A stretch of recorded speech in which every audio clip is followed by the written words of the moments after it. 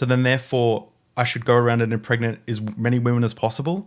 The atheist is really desperate to put pieces of the puzzle together. So I want to do something a little bit different today.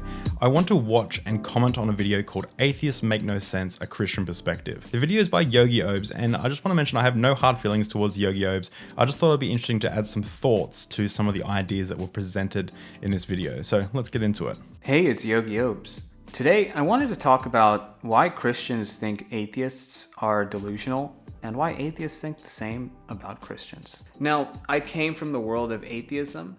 I might have been agnostic too, but I wasn't into paganism or anything like that. So I'm going to start with a comment I received the other day. This was on my video about Sarah Silverman, why she is childless and unmarried like many other women at 50 years of age. This person wrote, or maybe she just doesn't want to be married or to have kids because women aren't created specifically for that. Okay, I can understand that marriage is maybe a man-made construct, maybe a social construct, traditionally fabricated idea throughout time, right? We can argue that position. We could also argue God created the institution of marriage. But you cannot argue that women weren't specifically created to birth children. Actually, you can argue that. The majority of people don't believe that we were created. The majority of people think that we actually evolved from a common ancestor and that we're part of a long lineage of life going back 3.1 billion years. That whole word created doesn't really work for the majority of people on this planet. But furthermore, this argument leads you to some really weird places. So someone could say that I'm biologically created to be able to impregnate as many women as possible. So then therefore, I should go around and impregnate as many women as possible. Like, it gets you to some really strange arguments. People don't think like that. It makes you feel like you're doing a little bit of special pleading, right? Because you're taking a little bit of the natural sciences. So you're saying that, human females can give birth to human young, right? And then you're saying that lines up with my religious perspective on the world. And so therefore I'll mash them together and then voila, we have this thing that no one can argue against. I've seen so many other ridiculous comments like this where people seem to be completely blind to reality. If you bring a Bible or a Quran or the Bhagavad Gita to a hard anti-theist, someone who rejects all types of religions and thinks it's a good thing that there is no such thing as a God in their perspective, and you give them the Bhagavad Gita and you say, hey, read this, it'll be really good for your life, they're going to dismiss it because their presupposition is way far back, right? They're like, religion is BS. That's their presupposition. The Christian's presupposition, or essentially any religious person's presupposition, is this thing is true, and therefore I'm going to look for evidence for this thing to be true. Okay? So then when someone comes up to you and explains evidence to you about something that maybe contradicts the Bible, you'll necessarily have your blinders on for that as well. And so the conversation really needs to be about the presuppositions. How do we arrive at our core beliefs? And this whole field is called epistemology, and it's quite an interesting thing. But a lot of the time I find that people don't actually consider how they arrive at their core foundational beliefs. And I feel like that's what you're talking about when you say people have their blinders on. And what I have realized now is that as much as atheists say that faith lacks evidence, they use faith to believe in their atheism. So I don't really get this whole thing about faith either, because a lot of religious people that I've spoken to will eventually say that they arrived at their conclusion via faith, and they'll use that as a good thing. I arrived here with faith. You need faith. But then they'll point the finger and say, science used faith as well, as if it's a bad thing, like a derogatory term. Science has to use faith as well. But it's okay. I guess if you think right back down to the very, very basic level of things, you have to, I guess, have faith that you exist, that the universe exists, and that it's all just not in someone's imagination or some dream that we're having, right? And they're desperate. They're desperate. The atheist is really desperate to put pieces of the puzzle together to say, hey, this is how things actually work. Not the way you're saying it, you Christian. You are deceived. I have the truth. Yeah, the atheist is desperate, and scientists are desperate, but religious people are also desperate. Everyone is desperate in trying to work out how the world works.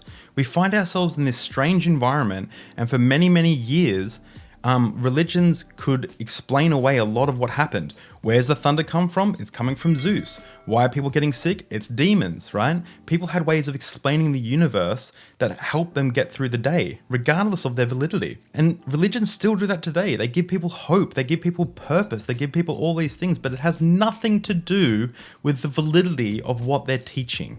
For whatever reason, these atheists learned in school that, and I also thought this, by the way. Remember, I came from this world, that us atheists, we are the ones that are enlightened. We know the truth. The scientific method is the ultimate way of figuring out the truth. You can't figure out anything with God. Is the scientific method perfect? No. But like the process of like double-blind experiments, peer-reviewed research, placebo-controlled trials, trying to remove as much bias as possible, getting your peers to check your work, collaborating with others, using the strengths of different fields to try and cross-check things. This is called the scientific method. And the reason we use it is because what's the other option? Like, do you have a better alternative to the scientific method for investigating the natural world? Like, is faith a better alternative? If faith can lead me to one God and you to another God, doesn't that demonstrate that faith is an unreliable pathway to truth? From my lived experience, many others' lived experiences, I think there's too many things that happen that cannot be chalked up to just pure coincidence or statistics or probabilities, but some type of divine intervention or something that we simply cannot explain. You're saying that it's divine in nature, but then you're also saying that you cannot explain it. And I would agree with you. There are things that we cannot explain. I've had experiences in my life that I cannot explain. But that's where I end it. I can't explain those things. I don't then say, therefore, aliens, or therefore, God, or therefore, ghosts. I say, I can't explain this thing yet, therefore, I can't explain it. Much like the thunder on the mountain, I don't say it's Zeus. I say, that's thunder on the mountain. But if I didn't know what thunder was, I'd say, I can't explain it. I feel like that's the most intellectually honest way to go through life. It may not be satisfying, but it may be satisfying in the fact that we can then investigate reality on reality's terms and not have to believe things that most likely aren't true. We today, the atheists, they think in a way that can be described as material reductionism. So what we believe must be true when we dissect things into their parts and figure out how they relate to each other. So it has to be tangible. Explanations of reality must be tangible in some sense. Now, the spirit, the works of the spirit, the soul, these are more intangible. So the atheist tends to be completely against that. And this is why the Christians say atheists are spiritually blind, because they are not interested in talking about the spiritual. They think it doesn't exist. And maybe that's actually really, really ignorant, because if we just say the world is only composed of matter, physical matter that we can measure and see with our eyes and with microscopes, then we could be missing out on a different layer of reality that maybe is beyond the grasp of human consciousness. Yeah, I would agree with that. I would say the majority of atheists are probably more materialistic, like they view the world more in a more materialistic manner than the average religious person, for sure. But if I could push back on that a little bit, I would ask you to be able to present evidence for something outside of the material universe, right? It does seem a little bit ignorant to say that there is no such thing outside of materialism. However, that's not what at least I'm saying. I'm actually asking, well, you say that there is something outside of materialism. Can you explain that to me? Or can you give me any evidence of that thing outside of materialistic universe? Because I'll be totally open to change my mind.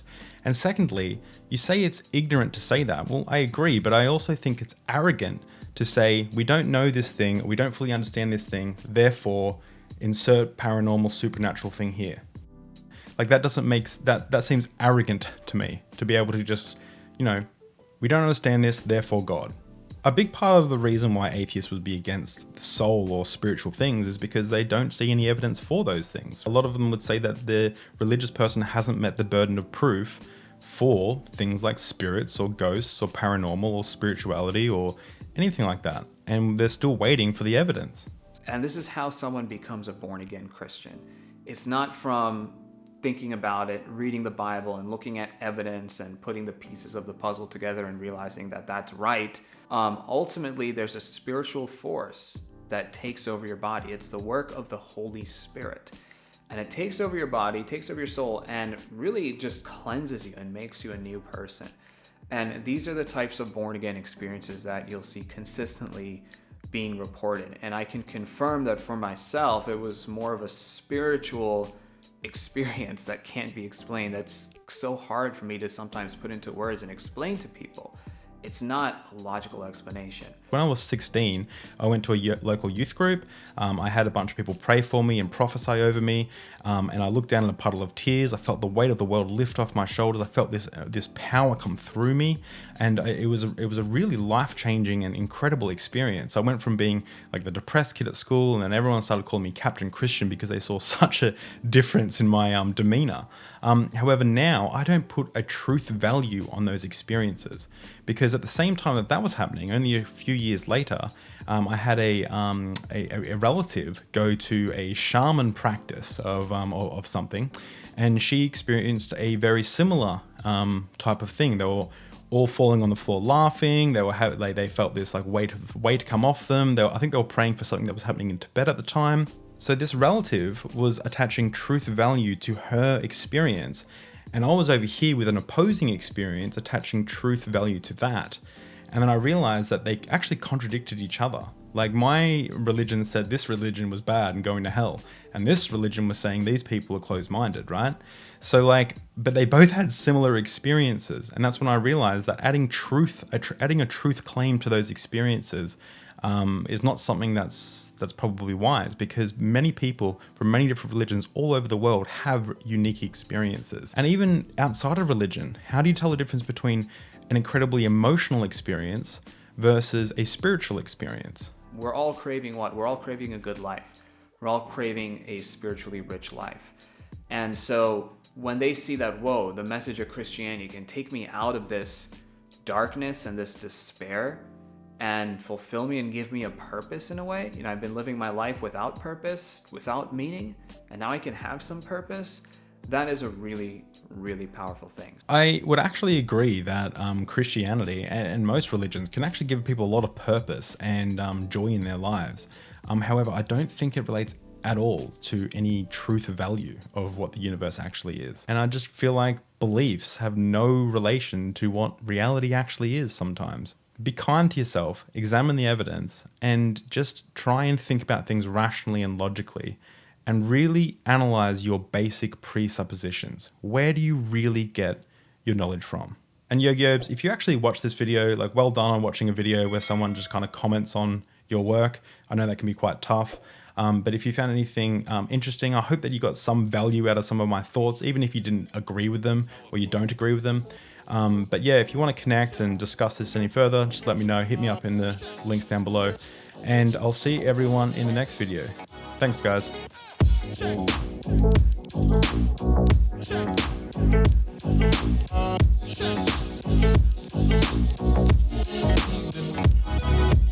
Telephone.